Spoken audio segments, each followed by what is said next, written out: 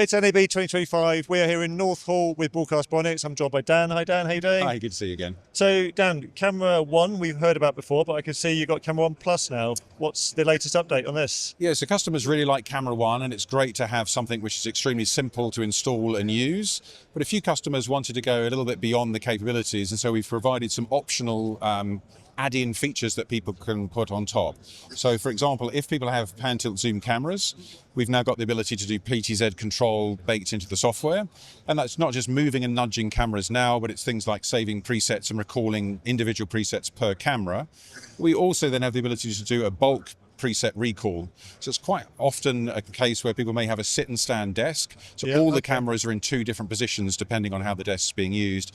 Now they can save those, nudge those and pull them back either directly in the software or from a GPIO when the desk moves. Right. Okay. And then another thing people might do is use the same Camera One system in the same studio, but for different shows and different branding.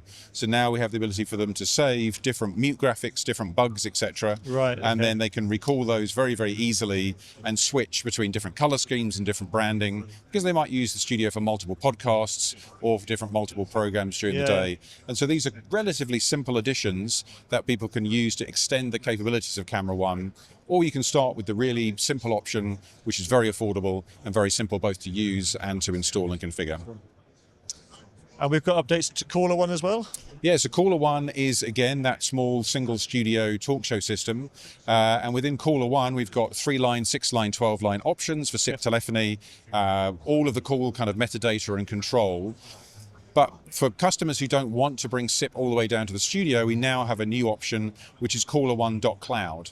So this looks exactly the same, it works in the same way, except we are now hosting the talk show system and the SIP in the cloud. Yep. And so I can screen a caller on my device. So here I'm talking to a caller through WebRTC on this computer. And then when I push them through to the device to actually put them on air, that's the only time that that audio actually goes from the cloud to the ground and comes out my console. So all of the 12 callers who are ringing or being screened, they're up in the cloud.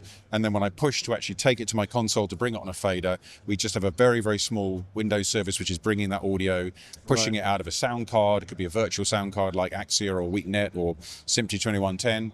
Or it could be a cheap regular physical sound card onto your mixing desk. Again, just another option, and it's showing how we're moving towards cloud native secure protocols, that stuff which maybe traditionally was done on premise can be moved to a data center or even up to the cloud.